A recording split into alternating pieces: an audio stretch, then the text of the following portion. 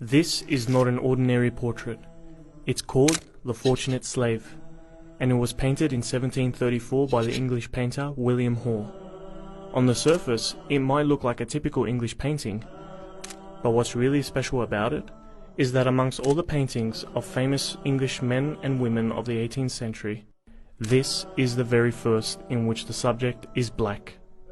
And once you know the story of its subject, Ayuba Suleiman Diallo, you'll see what makes this painting extraordinary. Born and raised in eastern Senegal to a prominent Muslim family, Diallo was known for his great intelligence and memory from a young age. By the time he was 15, he had memorized the entire Quran and familiarized himself with the Maliki school of Islamic law. Unfortunately for Diallo, his life quickly changed, from one of study and scholarship to the horror of slavery. Senegal was a major victim of the transatlantic slave trade, and by the age of 30, he was captured, enslaved, and shipped to the United States. Despite the cruelty and abuse he faced, Diallo remained devoted to his Islamic rituals, going into nearby woods to pray 5 times a day. After a child humiliated him and threw dirt in his face during prayer, Diallo decided to flee the plantation, only to be recaptured and imprisoned. Diallo decided to write a letter from prison to his father in Africa. This letter was intercepted by James Edward Oglethorpe, the director of the Royal African Company and the founder of the American colony of Georgia. Upon reading it, Oglethorpe wrote that he was touched by Diallo's words and arranged that Diallo was to be freed and sent over to England.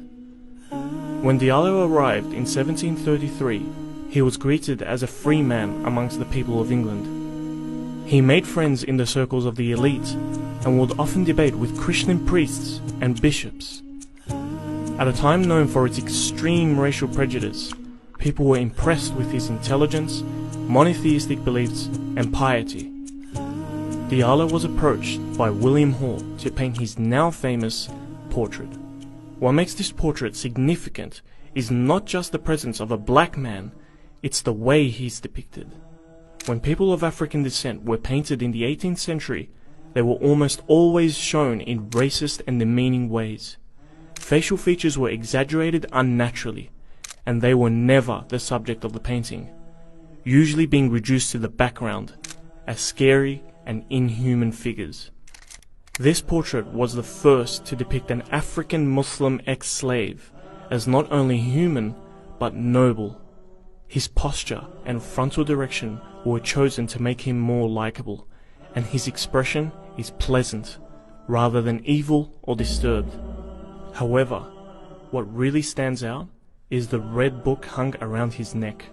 This book is one of 3 Qur'ans Diallo had written purely from memory during his imprisonment. In many ways, this portrait sums up his incredible story. A profoundly religious West African man, enslaved and abused, who won respect and freedom from a society that believed he was inferior, and who throughout his years in slavery never lost pride in his identity as a black Muslim.